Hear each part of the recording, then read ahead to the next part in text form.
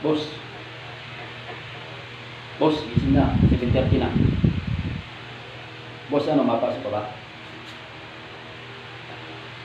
Boss. Boss, gising na. 7:30 na. Boss. Mapasok ka, hindi. Boss, 7:30 na. Ano ba yan? Ginising mo ako kaya ng 7:30 na. Paano pa kapasok niya?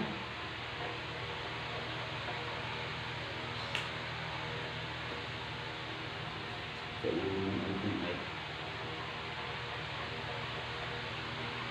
7:30. Saka mo gigising yun.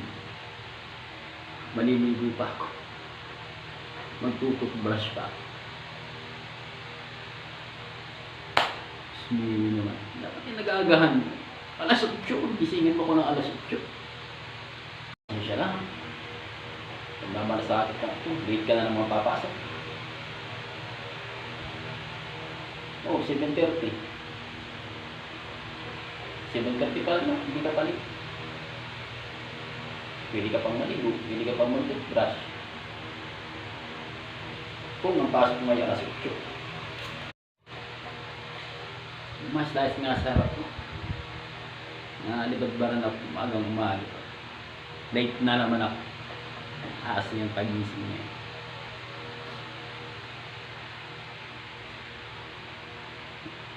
Yung pasok mo ito parang isang butag-butag lang ng office ko.